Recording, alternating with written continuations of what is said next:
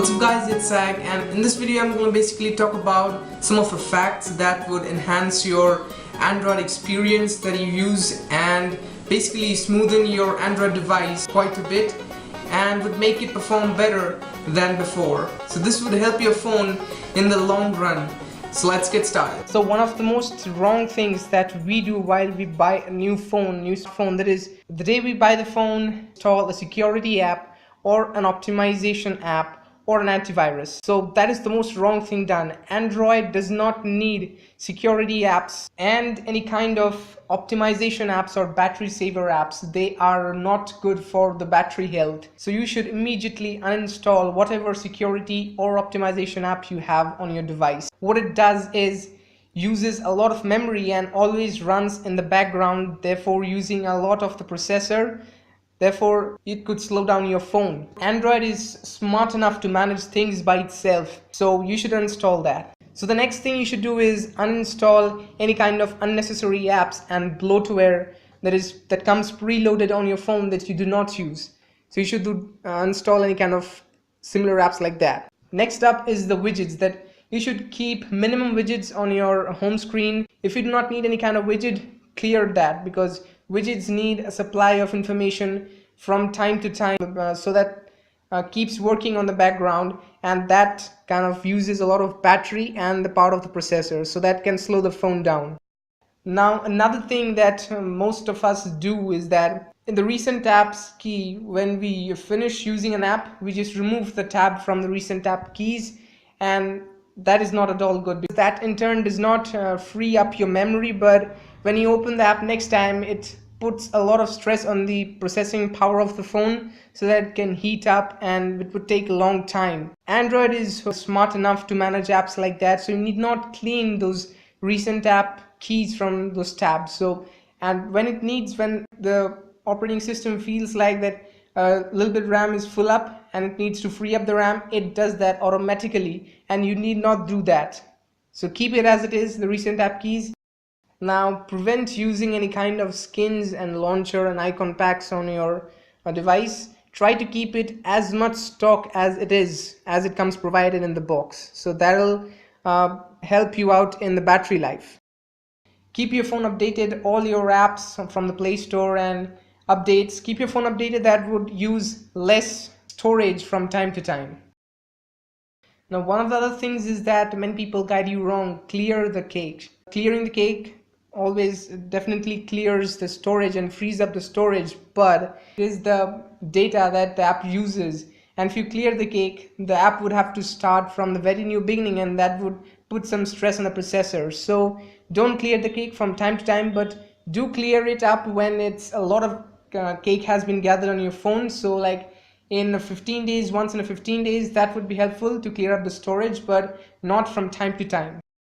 Next up is that boot your device from like once in a week or once in 15 days.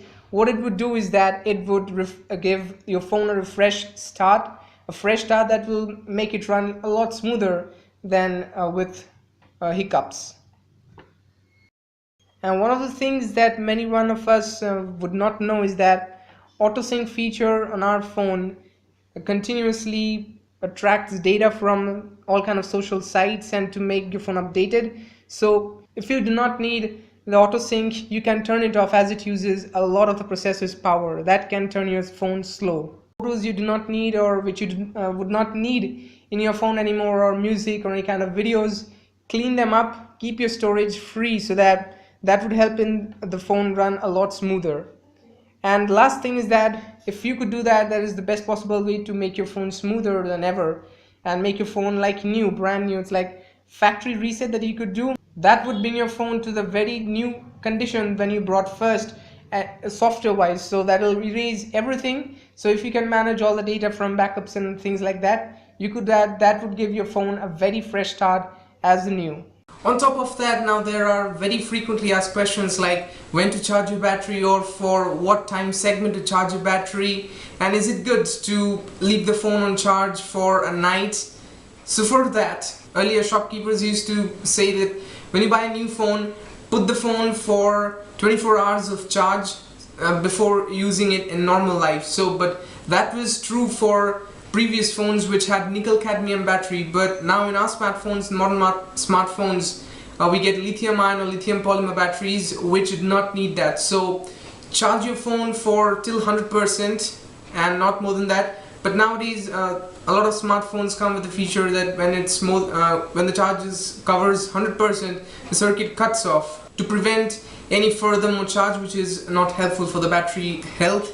So that is good. Therefore, when you buy a phone and it's brand new, you got to charge it till 100% and then use it as a daily driver, as you use for everyday use. So it's perfectly fine. And this is a mistake that a lot of people do, that drain your battery completely and then put it on charge. Well, that is not a very healthy thing for the battery life. So try to put your phone on charge before the battery percentage decreases below 20%.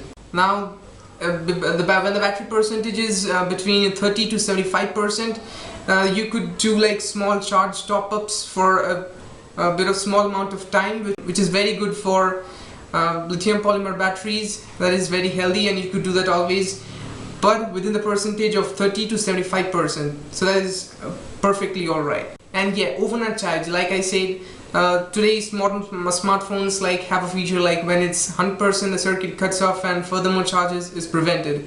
So like that is perfectly okay for you put in an overnight charge and the phone charges till 100% and then the circuit cuts off. That's fine, you could do that. And overall, try to prevent your phone from overheating or heating too much, because heating causes the degrade of battery too fast. And keep your phone clean from time to time. That will help in the performance as well, by a bit, but it'll help. So that's been it for now, guys. Thanks for watching, and let me know about all your queries and the things you want to know that I could not include or I did not include, if any, in the comment section below the like button. And make sure to subscribe to my channel. I'll catch you in the next one.